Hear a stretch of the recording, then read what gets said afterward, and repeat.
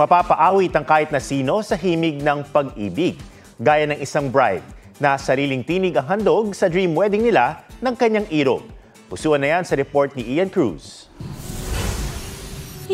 Narinig ang pambihirang himig mula sa boses na punong-puno ng pag-ibig. Pangarap ko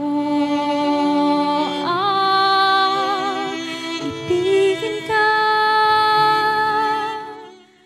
Mga luha ng pagkagalak at pasasalamat ang bumalot sa sagradong kasal ng bride na si Cyril sa groom na si Eric.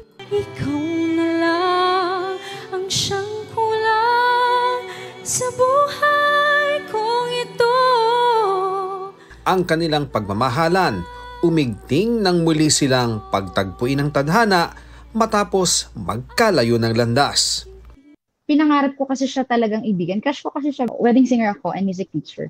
So, non-negotiable ko pag ako ikakasal sa tamang tao, gusto ko, kakantaan ko siya. Sa kanilang pag-iisang dibdib, ang boses ng kanyang sinta, ang sandaling anyay na nanatili sa kanyang gunita. Nagpipigil ako ng luha kasi sabi namin walang iiyak. Tapos wala, naiyak talaga ako. Ang kanilang pangako sa isa't isa. At sa habang panahon, ikaw ay makasama.